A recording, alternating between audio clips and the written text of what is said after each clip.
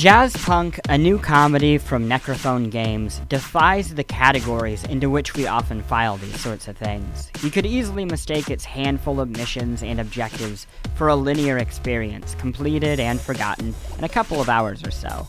This, you might say, is another first-person espionage simulator. Well, it's not, because to enjoy Jazzpunk is to ignore the mission and to find the game that's hidden behind the game. Jazzpunk is James Bond by way of Dada art. The adventure takes place in an alternate version of the late 1950s and early 1960s in which robots, who resemble the humans on bathroom signage, scrimmage between Soviet Russia and freewheeling America. As an undercover spy, you overhear top political conversations, steal top-secret caches, and execute the occasional hit. The story is just enough foundation to stabilize a skyscraper of slapstick comedy. The experience of Jazzpunk is funny in a way few games are, probably because Jazzpunk, unlike most of its contemporaries, doesn't force its player to hear, see, or get every joke. Many are subtle, most can be missed altogether.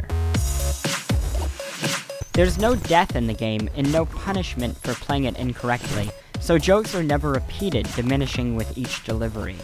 If something looks like it can't be done, it probably can, so just give it a try.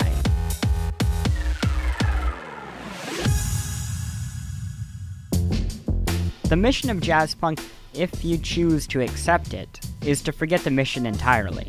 My second playthrough revealed a number of jokes, secrets, and alternate paths that I missed the first go-around. Jazzpunk has its own language, and by the second playthrough, I had kind of my own idea of how to speak it.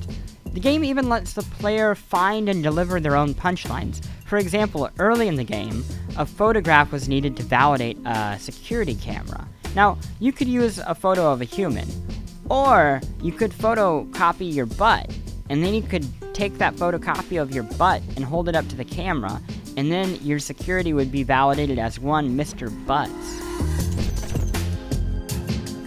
So, if you must categorize Jazzpunk, it fits most comfortably alongside games like Proteus and Gone Home, this new genre about exploration of virtual space, and in some respects, the minds of its creators.